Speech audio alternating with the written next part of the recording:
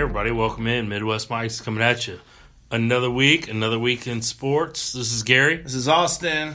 And we're ready to fill you in on some things that happened. We're gonna do Midwest Mike's. We're talking about sports. We're gonna talk about stuff that's going on, stuff that matters, and give our takes and go from there. Yeah. And here in a few weeks, we have some guests lined up. A couple different guests. One of them is going to be huge. Not going to announce it on the show tonight, but we got a big time, like nationally known guy going to come on the show. So looking forward to that. Pretty excited about that. So that'll be really cool to have him on and everything. So take a listen. That'll be a really informative show. It will be. I mean, the guy's nationally known, so it'll be big time for Midwest Mike's. Kind of give us a little push there, but. All right, well, you know the deal. Hit us up on Twitter at Midwest Mike's, MICS, YouTube, Facebook, the whole deal. It's all under Midwest Mike's. Pretty much any free social media, Snapchat. Just, hey, hit us up. Hit us with questions. Let us know what you want to hear on the show. Let us know if you want to come on the show. We'll try to set it up and have you on. Absolutely. So we're trying to be listener friendly.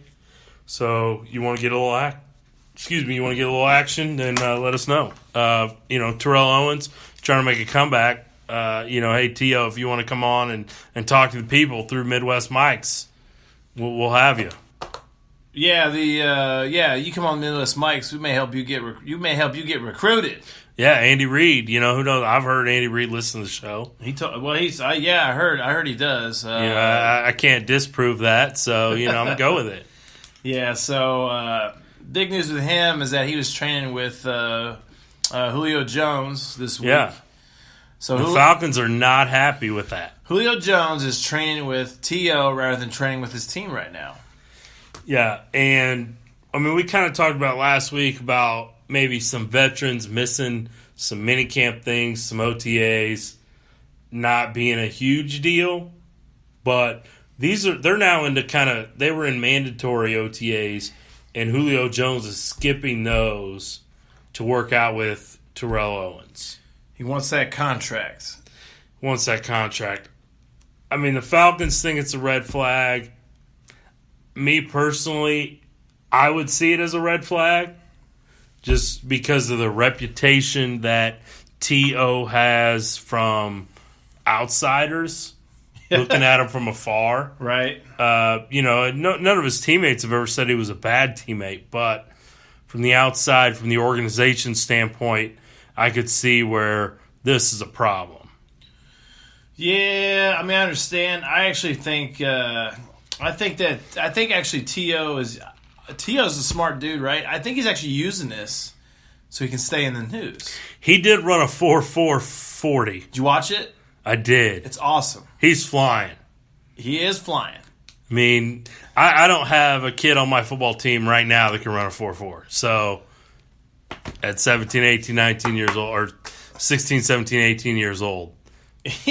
Yeah. And he's 40, 43, 44? No, he's 44. 44 running the 4.4. And that's pretty amazing. He had two guys. I know Julio timed it, and then he had another guy. I don't know who the other guy was. They both timed it, and they both were about the same time. About the same, yeah. 4.45, 4.46, something like that. And so, does T.O. still have it? He still has speed, and he still has explosiveness.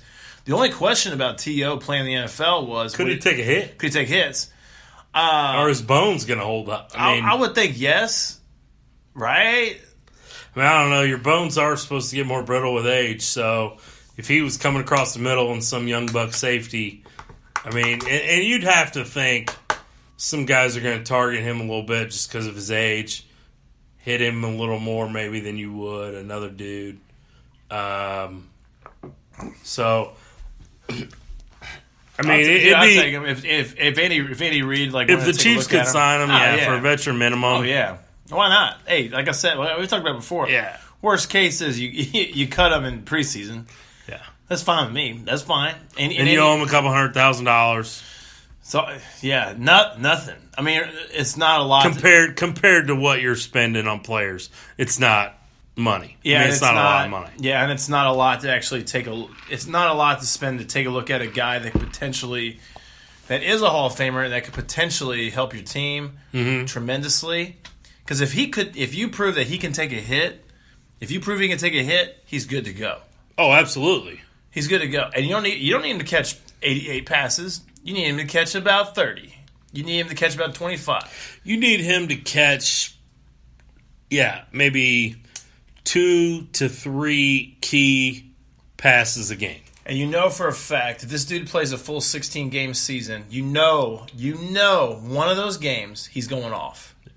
I mean, you need this guy. I would say if the Chiefs were to sign T.O., I would say you expect him to play 10 snaps a game and get 2, 3, maybe 4 catches out of those 10 snaps. T.O., I think he plays more snaps than that. I mean, how many snaps are in a game on average? 100. NFL wise, like I don't know. It's like I know high school wise, we get 50, 60 each team. So you're talking about each team gets 50, on 60. Offense. That's just our offense. Each team gets 50 to 60. Yeah, okay. I wouldn't mind seeing him on. I mean, it just depends on the package you're running. Andy Reid runs a whole bunch of different packages. Yeah. So they can line him up wherever. I don't know. I think I would like to see Andy Reid because Andy Reid's gotten a little creative with his play calling, especially last year, when he got some weapons. Hill came up, Kelsey comes up. Mm-hmm. Now you add in Sammy Watkins and Adam Mahomes, who has a crazy arm, a fast arm, and if you can get his accuracy up, then boom, you're looking good. Deal is, so let me ask you this about Mahomes. Why do you think he didn't win at Texas Tech? Why didn't they win more games? I think their defense was terrible. Was really bad. That's kind of the MO for Texas Tech for a while. I mean, even when Mike Leach was there, they could score 50, 60 points a game, but they couldn't stop anybody. Isn't that interesting how a coach it'll feel like a coach will completely ignore defense. Completely. It felt like that when Vermeil was here. Yeah, that's what I was about to say. I remember watching some of those Chiefs games with you when Dick Vermeil was the head coach, and it seemed like the Chiefs could score 45 every week. Oh, yeah. But they could never get a stop. And then every once in a while they'd get 1 or 2 stops a game when they had to have it. And that's how they won. But they never – you never thought, okay, this game's coming down to our defense. We got a chance. That thought process was not there. No, defense couldn't stop a nosebleed. So, let's see here. It would be 2016 would be Mahomes' last year. Yeah, they lost. They scored 69, 68, 59, 55, 44, 17. Who was the 17 against? West Virginia. Okay, I can see that. Yeah, I guess. 59, 27, 37, 44, 10. Who's that? Iowa State. I don't even know. Does Mahomes play? Yeah, he plays, and he has a bad game. He only threw 219 yards.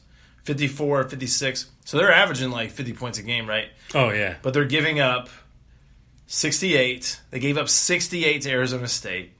They gave up 45 to Louisiana Tech. They gave up 38 to Tech. They gave up 44 to K-State, 48 West Virginia, 66 Oklahoma, 24 TCU, which is pretty good, 45 to Texas, 45 Oklahoma State, 66 to Iowa State, 35 Baylor, 10 to Eastern Washington. So, their defense sucked. Okay. So, all right, well, hopefully Mahomes will have a little better defense here with the Chiefs next year. But we've talked about it before. Yeah. Chiefs fans expect a little bit of a step back from where you were with Alex Smith. Yeah, so fans like to brag on this dude. No, it's probably less now, but he's never taken a meaningful snap in the NFL. Mahomes, yeah, correct. He played a game. He played a game. He played a game against the Broncos, right? That was pretty much everything was decided. Yeah, Denver was already eliminated, and then the Chiefs had already secured a playoff spot, and that's why they started Mahomes. So don't get excited about a guy that's never taken a meaningful snap. So it's like the stuff. It's like preseason. The stuff you want to watch The stuff you want to watch in that game or stuff you look at in that game is like his accuracy on his throws. Yep. So all you check out is what is like the thought process he's doing. Is he getting the ball out quickly? Is he doing correct reads? Is he throwing the ball out quick? Is he accurate? What's his throwing motion like? Throwing motion. It all looked really good to me. He was inaccurate a few times, but it's the same thing with preseason. Just because schematically a defense is really going to be super vanilla. Mm-hmm. So, and maybe offense too a little bit with Andy especially Reid. That late. I mean, in a meaningless game. That's why I say don't get too excited about a guy that's never taken a meaningful snap. And it was almost like a preseason game because I remember Mahomes threw the ball a lot, and some guys didn't even play. I mean, he got to the point where the Chiefs were ahead by I think 2 touchdowns or 3 touchdowns, and they put in Tyler Bray. Bray threw a pick 6, and then Andy Reid actually put Mahomes back in. And Mahomes came in and finished the game well. Actually, I think Bray fumbled and threw a pick 6. And I think the fumble was, I don't know. Anyways, Denver was back in it, and Andy Reid put Mahomes back out there. Yeah. And there you go, Bray's. I don't even know if Bray's on the team anymore, but he's pretty much done. Yeah. Especially with Chad Henne being there. So, I mean, I don't know. They'll probably draft him. So, next topic. Sorry, we were talking about Julio and T.O., and we got off on the Chiefs. But, hey, hometown team, let's support the Chiefs. Next topic, LeBron James. The LeBron James watch. Where's he going to go? Where is LeBron James going to go? So, again, I say he stays in the East. So he stays. So we know the smart basketball move is Philly or Boston, if you put that together, right? Yes. So that's the smart move. There's other teams that he's taking meetings. I think we've listed that off before. He's taking meetings with several other teams that can afford. He'll meet with the Lakers. Totally. And why wouldn't he? I mean, meet with all these teams and see what they're going to do for you. Yeah, and one reason you meet with the Lakers is because you're in LA. The Lakers can afford 2 max contracts, which means they could bring another star in, which means you have to have 2 stars to compete, especially against the Warriors.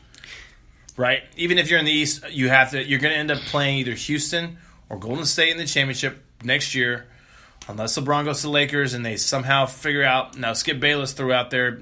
He thinks that he's thrown out a few times. He thinks that. And there's actually a little something to it. He thinks LeBron should call Durant and have Durant and see if he can get Durant over to the Lakers. So if Durant and LeBron jump on the Lakers, then we're talking. Because that's 1 and 2. Yeah. And you can put that either way. If someone wants to say Durant's playing better than LeBron right now, I'm not going to really come at you hard. I would say LeBron's more consistent. LeBron's the best player in the world right now.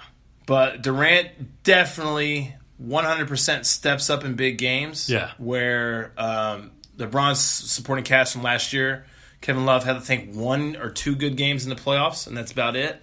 I mean, and that's why ultimately, they couldn't beat Golden State. They couldn't even win a game against Golden State.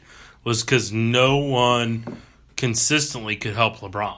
Golden State also. I mean, LeBron played his butt off in that whole series. I know he was gassed. Yeah.